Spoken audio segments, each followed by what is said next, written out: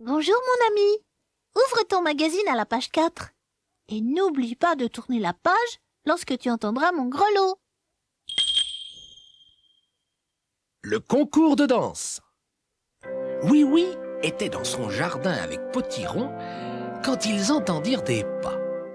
Ils regardèrent par-dessus la clôture et virent Monsieur et Madame Bouboule. « Que faites-vous » leur demanda Oui. Nous nous exerçons pour le concours de danse du pays des jouets, répondit Madame Bouboule. Mirou et Zim arrivèrent juste à ce moment-là. Voudrais-tu être mon cavalier pour le concours de danse, oui lui demanda Mirou tout excité. Malheureusement, je ne sais pas danser, lui répondit Oui. Ne t'inquiète pas, Oui, lui dit Potiron. je vais t'apprendre. C'est ainsi que le lendemain, Mirou et Oui se rendirent à la maison Champignon. Pied droit, pied gauche. Pied droit, pied gauche. Répétait Potiron pour apprendre à danser à Oui et à Mirou. Tu seras un bon danseur, Oui. Lui dit Potiron. N'oublie pas de t'entraîner chaque fois que tu le peux. Bientôt, ce fut le jour du concours. Tous les jouets se réunirent sur la place du marché. J'ai le plaisir de vous annoncer que le concours de danse du pays des jouets va commencer, déclara Monsieur le gendarme aux acclamations de tous. Sournois et Finot n'étaient pas loin. Tu as envie de participer à ce concours de danse, toi? demanda Sournois. Pas question, mais nous allons tout cacher, se moqua Finot en se glissant jusqu'au tourne-disque. Les deux lutins retirèrent plusieurs pièces de l'appareil, puis se sauvèrent en les emportant. Alors, quand M. Culbuto s'approcha du tourne-disque pour faire entendre un air de musique, aucun son n'en sortit. « Malheur !» dit-il. « Cet appareil n'a pas l'air de fonctionner. » « Quelqu'un a volé plusieurs pièces du tourne-disque, » dit Monsieur le gendarme en l'examinant. « Donc, le tournoi de danse ne peut pas avoir lieu. » Tous soupirèrent de regret. Mais Oui eut une idée. Il conduisit Potiron jusqu'à sa maison Champignon afin d'y prendre son vieux phonographe. Oui et Potiron revinrent avec l'appareil et enfin, le concours commença. Alors, Sournois et Finot tentèrent de voler la coupe destinée aux gagnants. « Que faites-vous » leur demanda Monsieur le gendarme qui les observait. On veut la super récompense, répondit vivement Sournois. « D'accord. Mais si vous voulez la gagner, il faut que vous dansiez, » dit le gendarme. Sournois et Finot se regardèrent. « On y va, Finot ?» dit Sournois en le tirant par la main. Et les deux lutins se mirent à danser. C'était un spectacle vraiment très drôle.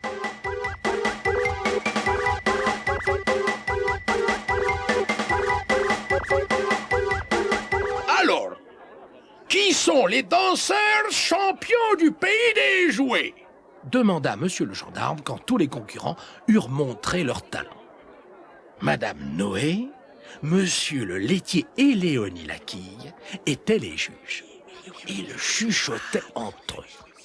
Nous voudrions donner une récompense spéciale à Sournois et à Finot pour leur danse particulièrement originale, dit Madame Noé. Mais ceux qui obtiennent la coupe des meilleurs danseurs du concours, ce sont Mirou et Oui, ajouta-t-elle. Crièrent tous les jouets, tandis que Monsieur le gendarme leur tendait la coupe. Ensuite, il demanda à Oui et à Mirou de danser à nouveau pour tous les jouets. J'aime beaucoup danser, Mirou. Dit Oui tout heureux. Moi aussi. Dit Mirou. Et ils dansèrent encore et encore.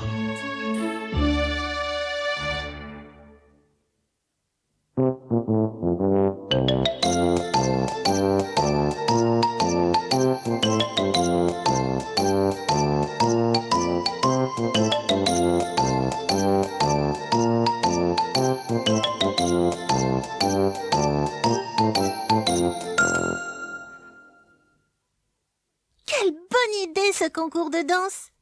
C'est grâce à Potiron que j'ai gagné, car il m'a montré comment danser. À moi maintenant de t'apprendre quelques pas. Musique! Fais un pas à gauche, tape dans tes mains. Fais un pas à droite, tape dans tes mains. Un tour sur toi-même, saute à pieds joints. Lève tes bras vers le ciel, touche tes pieds avec tes mains, secoue la tête pour être mon copain. Fais un pas devant, tape dans tes mains. Un pas en arrière, tape dans tes mains. Un tour sur toi-même, saute à pieds joints. Lève tes bras vers le ciel, touche tes pieds avec tes mains. Secoue la tête pour être mon copain. Bravo! Et maintenant, retourne ta cassette. Pour chanter avec moi, ouvre ton magazine à la première page. Tu y trouveras les paroles de la chanson. Bonne fête, Mirou. Oh Mirou, mon ami, ton chapeau me ravit. C'est un jardin fleuri qui te rend très jolie. Oh Mirou, mon ami, dans mon petit taxi, je t'emmène ce matin fêter Saint-Valentin. Nous aurons des gâteaux, nous boirons du sirop, nous danserons tous deux sous un ciel toujours bleu. Bonne fête, Mirou! Pour suivre ma dernière aventure, ouvre ton magazine à la page 20. La petite étoile de Mirou. Ma chérie, peux-tu aller me chercher un seau d'eau? Demanda un soir Madame Bouboule à sa petite nièce Mirou. J'ai renversé un peu de confiture sur le sol de la cuisine. Il faut que je le lave. Mirou alla dans le jardin chercher de l'eau. Elle fit descendre le seau dans le puits et le remonta plein. Elle le posa sur le sol, puis regarda le ciel. Il était rempli d'étoiles. Comme elles sont belles! Se dit Mirou. J'aimerais avoir un collier d'étoiles. Je me demande s'il en tombe quelquefois du ciel.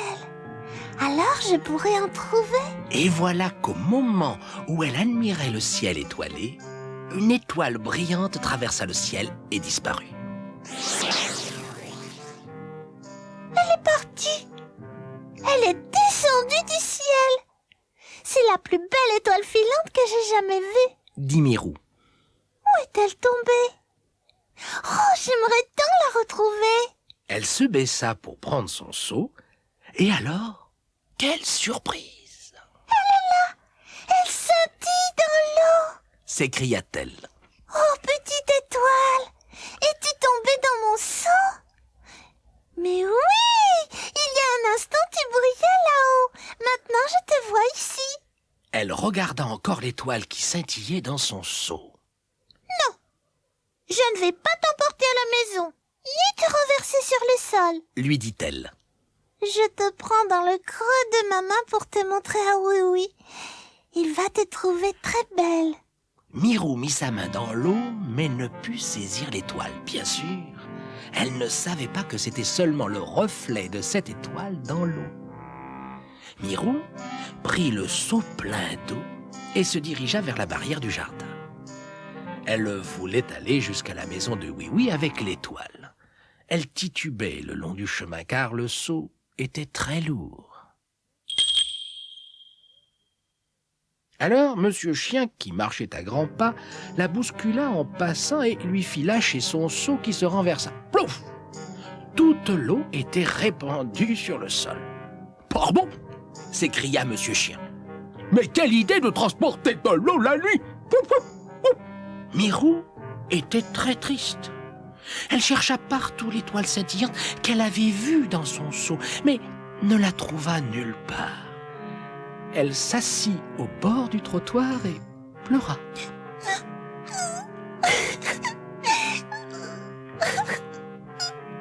Elle n'était plus très loin de la maison de Oui-Oui et décida d'aller le voir pour lui raconter ce qui était arrivé. Oui-Oui entendit un petit coup timide à la porte et vint ouvrir. « Entre, Mirou !» lui dit-il tout content de voir sa petite amie. « Mais, saperlipopette, pourquoi transportes-tu un seau vide? Quand il était plein, il y avait une étoile dedans, Oui-Oui.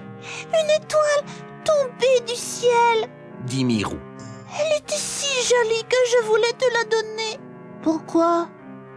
Pour qu'elle me tienne compagnie? demanda Oui-Oui. Oh, ce serait charmant. Mirou, tu es vraiment gentille d'avoir fait tout ce chemin pour m'apporter une étoile en cadeau. Mais elle n'y est plus. Ton seau est vide. Quelqu'un m'a bousculé, m'a fait renverser toute l'eau. L'étoile est tombée. Je ne l'ai pas retrouvée. Dit Mirou en éclatant en sanglots. Alors, Oui-Oui lui donna une tasse de chocolat et des biscuits pour la consoler. Ensuite, il la ramena chez elle et lui remplit son seau au puits. Oh, Dit-il en remontant le seau plein d'eau. regarde, Mirou. L'étoile est revenue maintenant. Et elle brille de tous ses feux. En effet, Oui-Oui plongea sa main dans l'eau et tenta d'attraper l'étoile qui brillait dedans. Puis, comme il ne pouvait plus la voir briller dans le seau, il en conclut qu'il devait la voir dans sa main. Il la mit aussitôt dans sa poche, Et voilà, Mirou, je l'ai. dit-il. Maintenant, tu rentres à la maison et tu ne pleures plus. Je garde ton étoile pour toujours. As-tu envie de voir l'étoile qui brillait dans le seau de Mirou?